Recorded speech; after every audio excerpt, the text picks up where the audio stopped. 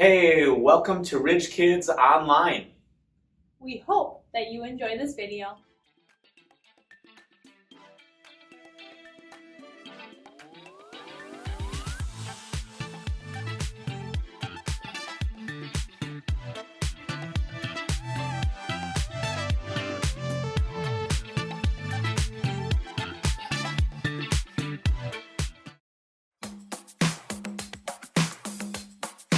I've got joy down in my soul. I'm gonna let this feeling take control.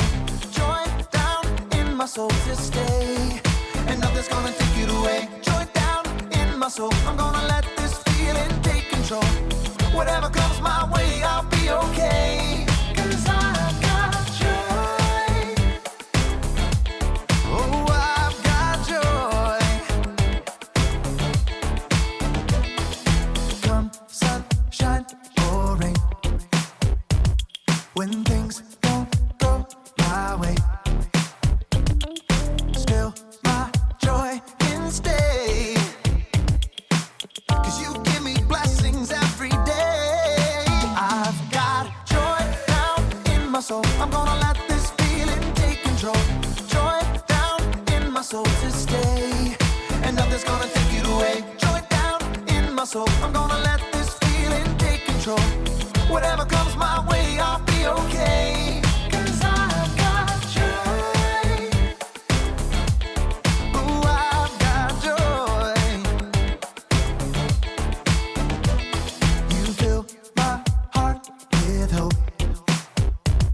You're everywhere I go. So even if I'm feeling low, I still got this one thing, this I know. I've got joy down in my soul. I'm gonna let this feeling take control. Joy down in my soul to stay, and nothing's gonna take it away. Joy down in my soul. I'm gonna let this feeling take control. Whatever comes my way, I'll be okay. 'Cause I've got joy. Oh, I've got joy. Every new sunrise gonna fix my eyes on the one who never fails. I'm gonna make some noise 'cause you give me joy, and it's never ever going away. Every new sunrise gonna fix my eyes on the one who never fails. I'm gonna make some noise 'cause you give me joy, and it's never ever going away. Whoa, 'cause I've got joy. Ooh, I've got joy, yeah. 'Cause I've got joy. Whatever comes my way, I'll be okay. Oh, I've got joy.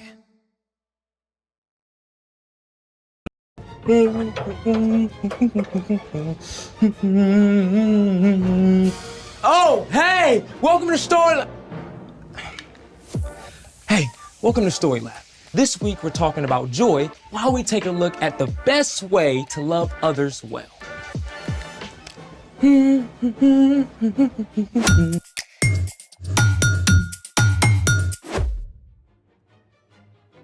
Hey, I'm Zeke. And that's Carter. And we're talking about joy, which is choosing to celebrate what God is doing. Carter. What? Oh! Hey, I'm I Carter. already said that. And we're talking about... Yep, already did that. Sorry, I just got a little carried away. You wanna let us in on your tunes? Sure thing. What is this?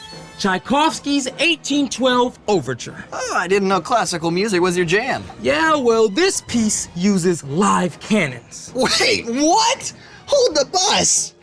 Live cannons? The composer Tchaikovsky wrote this piece of music to celebrate a victory in battle. The orchestra actually used cannon blasts as part of the music, and churches rang their bells too. That's insane. I gotta hear it again.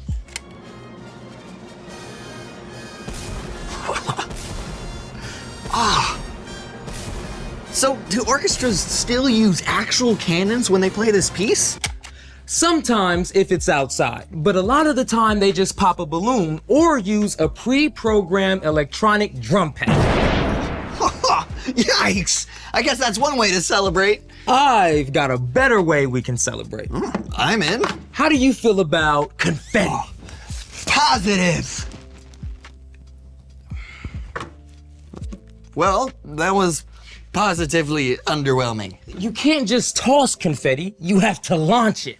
Ah, I see where this is going. Let's make it. You only need a few basic supplies to make a confetti launcher. AKA confetti cannon. We've got a plastic syringe, tubing, construction paper, tape, And lots of confetti. Step 1. Cut a square piece of construction paper and cut a curve on one end. Then roll it into a funnel shape so the narrow end can just fit over the plastic tubing. Tape the funnel securely.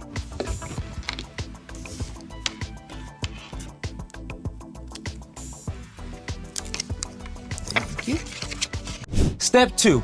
Put the funnel over the end of the plastic tubing and tape it in place. You want to make sure that the seal is airtight. Okay, whew, ready for confetti? Oh, hey, that rhymes. Ready for confetti with a Yeti who likes spaghetti? Yes! Ready. All right.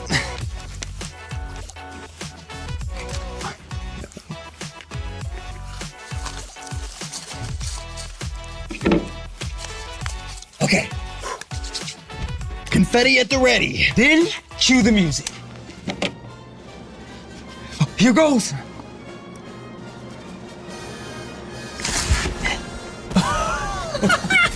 That was great. That's amazing. Let's see it again.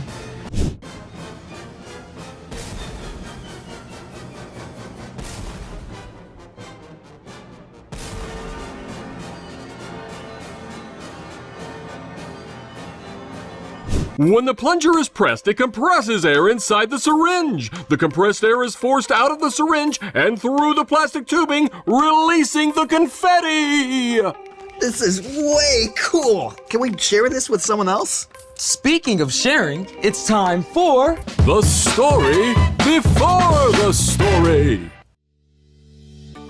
Today we're in the book of Romans, the 6th book of the New Testament. Romans is a letter written by the Apostle Paul to the believers in, you guessed it, Rome. Paul had never met these Jesus followers, but he prayed for them often and hoped to visit soon. In this letter, written while Paul was in Corinth, he encourages the believers.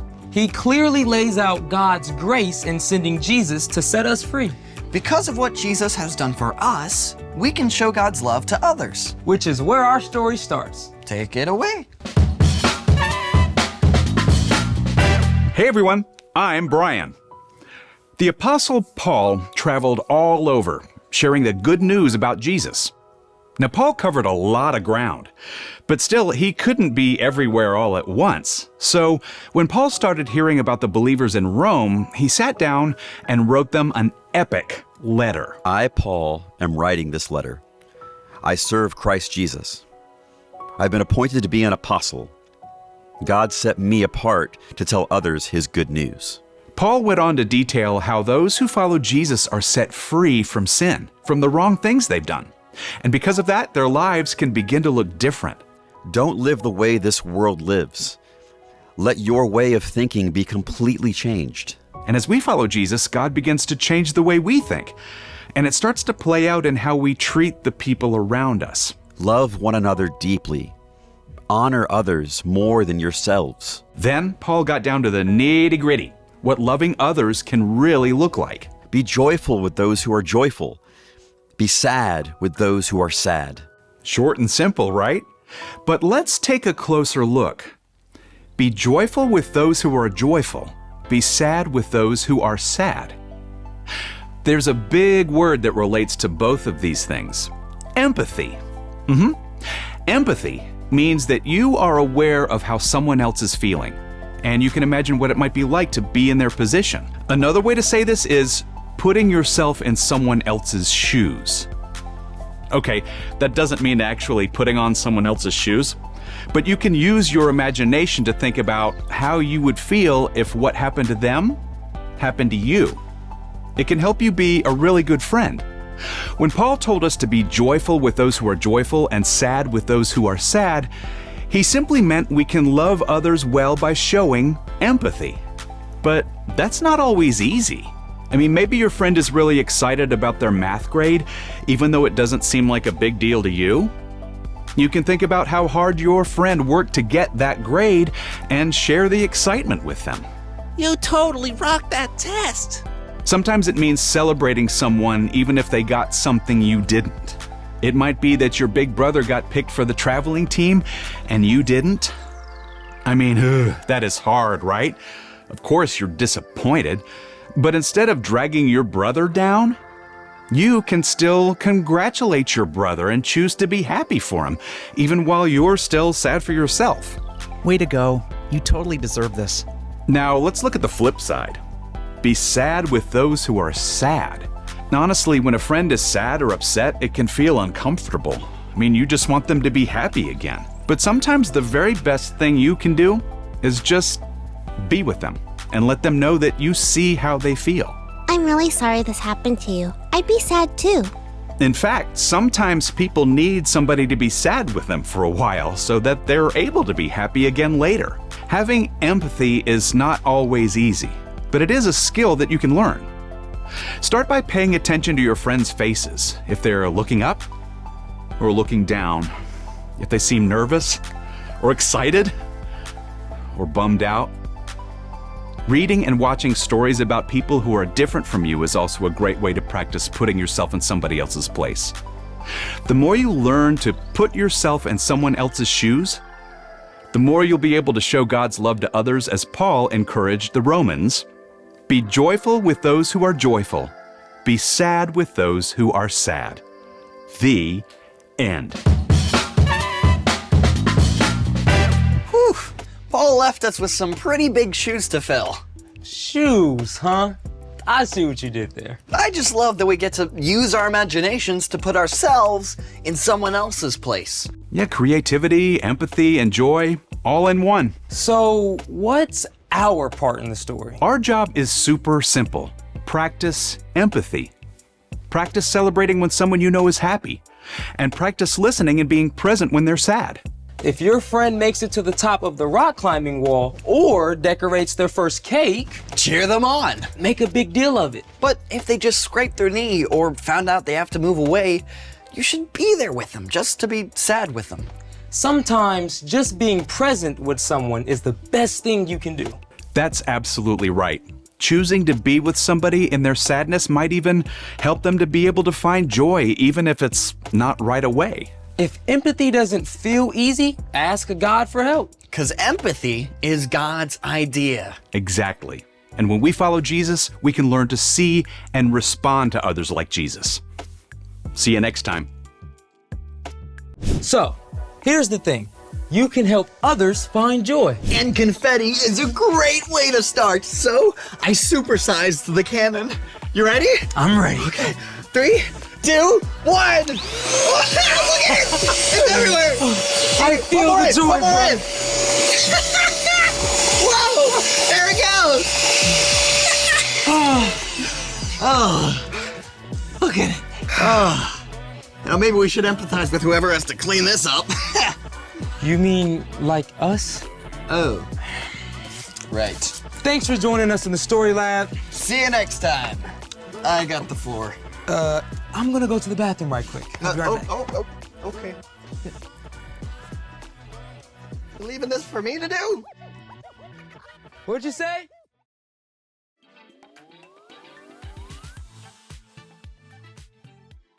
We hope you enjoyed this video.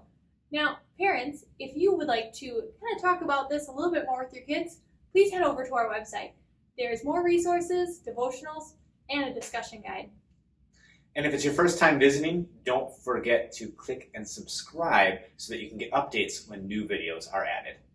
That's it. We hope you have a great week. Bye!